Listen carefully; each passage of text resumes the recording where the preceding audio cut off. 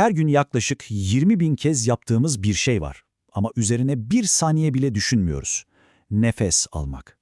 Peki, bu kadar basit, bu kadar otomatik görünen eylemin arkasında yatan o inanılmaz karmaşık ve kusursuz makineyi hiç merak ettiniz mi? Gelin şimdi hep birlikte tek bir nefesin vücudumuzdaki o büyüleyici yolculuğuna çıkalım. O zaman en temel soruyla başlayalım. Tek bir nefes almak için ne gerekir? Bu, emin olun, sadece ciğerleri havayla doldurmaktan çok daha fazlası. Aslında bu süreç beyinden gelen bir sinyal, kasların mükemmel bir uyumla dans etmesi ve gözle görülemeyecek kadar küçük bir alanda gerçekleşen muazzam bir gaz değişimi demek. Hadi bu yolculuğa başlayalım. 300 milyon. Bu devasa rakam ne anlama geliyor biliyor musunuz? Akciğerlerinizde bulunan ve alveol dediğimiz o minicik hava keseciklerinin yaklaşık sayısı.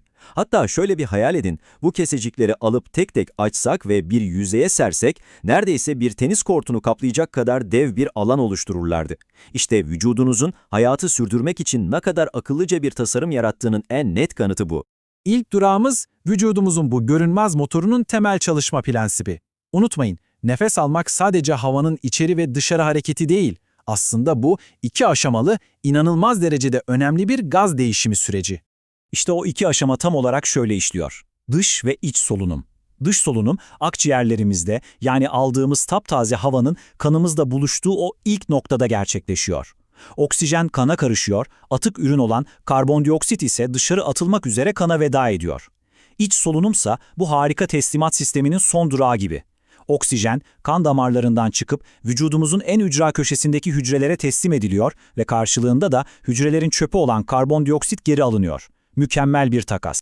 Peki bu sürecin gerçekleşmesini sağlayan fiziksel yapılara, yani sistemin donanımına bir göz atalım.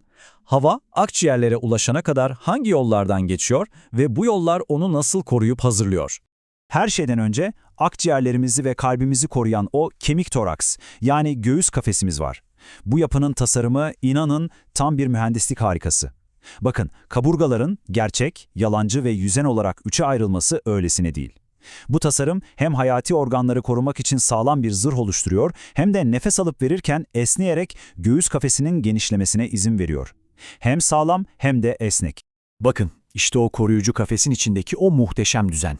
Bu kesit, akciğerlerin kalbi nasıl nazikçe sardığını ve göğüs boşluğunu ne kadar verimli bir şekilde kullandığını çok net gösteriyor. Her bir parça olması gereken yerde, mükemmel bir uyum içinde çalışıyor. Peki, nefes alma eylemi nasıl oluyor da gerçekleşiyor? İşte 4 basit adımla tüm mekanik süreç. Her şey beyinden gelen küçücük bir elektrik sinyaliyle başlıyor. Bu sinyal, diyaframı ve kaburgaları arasındaki kasları harekete geçiriyor. Onlar kasılınca göğüs kafesi bir akordeon gibi genişliyor ve içeride bir vakum etkisi, yani negatif basınç oluşuyor. Doğa da boşluk sevmez. Dışarıdaki hava bu basıncı dengelemek için anında içeri doluyor. İşte bu kadar basit ve bir o kadar da dahice bir mekanizma. Hava içeri girdikten sonra ana otoyol olan trakeaya, yani soluk borumuza ulaşıyor. Bakın, buradaki C şeklindeki kıkırdak halkalar çok akıllıca bir tasarım. Bu borunun her zaman ama her zaman açık kalmasını sağlıyorlar. Böylece hava akışı asla kesintiye uğramıyor. Arkasının düz kas olması da hemen arkasındaki yemek borusuna esneklik sağlıyor. Her detay düşünülmüş. Ve şimdi yolculuğun en kritik, en hayati noktasına geldik. Havanın son durağı, yani hayat veren değişimin gerçekleştiği o mikroskobik hava keseciklerine, alveollere iniyoruz. Milyonlarca minicik, içi ıslak baloncuk hayal edin. Nefes verdiğinizde normalde bunların birbirine yapışıp sönmesi gerekirdi, değil mi? İşte sürfaktan tam olarak bunu engelliyor. Alveollerin iç yüzeyini bir film gibi kaplayarak yüzey gerilimini azaltıyor ve onların hep açık kalmasını sağlıyor. Bu maddenin ne kadar hayati olduğunun kanıtı da şu: erken doğan bebeklerde yeterince üretilmediğinde solunum sıkıntısı sendromu dediğimiz ciddi bir tablo ortaya çıkıyor. Peki ya vücudun atık ürünü olan karbondioksit? O nasıl dışarı taşınıyor? İşte yine bir zekice çözüm. Vücut onu doğrudan taşımak yerine ezici bir çoğunluğunu, yani %90'ını bikarbonat iyonlarına dönüştürüyor. Bu aslında vücudun kanın pH dengesine hassas bir şekilde korumak için kullandığı kimyasal bir hile. Şimdiye kadar her şeyin yolunda gittiği, mükemmel işleyen bir senaryoyu konuştuk. Peki ya bu kusursuz sistemde aksaklıklar yaşanırsa? Bu bölümde solunum yolunda karşımıza çıkabilecek bazı yaygın engellere ve hastalıklara göz atacağız. Pulmoner emboli belki de sistemin en tehlikeli arızalarından biri. Şöyle düşünün, Vücudun bambaşka bir yerinde, mesela bacakta oluşan bir kan pıhtısı, oradan kopuyor, kan dolaşımıyla seyahat edip akciğere geliyor ve oradaki ana damarlardan birini tıkıyor. Bu ne demek? Akciğerin o bölümü hava almasına rağmen kanla beslenemiyor, yani adeta boğuluyor demek. Bu yüzden de hayatı tehdit eden en acil durumlardan biri. Astım gibi durumlarda ise savaş aslında iki cephede veriliyor. Bronkodilatörler, daralan hava yollarını anında açan bir hızlı müdahale ekibi gibidir. Ama asıl sorun olan iltihabı çözmez. İşte orada devreye kortikosteroidler ve antilokotriyenler giriyor. Onlar da yangının kaynağı olan iltihabı söndürerek uzun vadede kontrol sağlıyor ve yeni krizleri önlüyor. Bu alıntı 1967 yılında doktorların karşılaştığı ve o zamanlar tam olarak tanımlayamadığı çok ciddi bir durumu anlatıyor. Çok hızlı nefes alıp verme ve kanda tehlikeli derecede düşen oksijen seviyeleri. Bu belirtiler bizi bir sonraki ciddi konumuza getiriyor.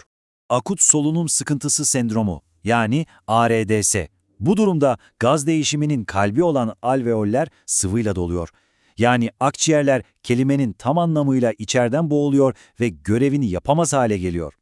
Doktorlar durumun ciddiyetini anlamak için basit ama etkili bir oran kullanıyorlar. Vücudun aldığı oksijeni ne kadar verimli kullandığını ölçüyorlar. Bu oranın belli bir seviyenin altına düşmesi, tehlike çanlarının artık çok yüksek sesle çaldığı anlamına geliyor. Ve işte RDS'in ne kadar ciddi bir durum olduğunun en acı kanıtı. Ölüm oranı günümüzün tüm modern tıbbi imkanlarına rağmen hala %40 ila 50 arasında. Bu korkutucu rakam, sistemin en temel işlevinin ne kadar hassas ve kırılgan bir dengeye bağlı olduğunu bize gösteriyor.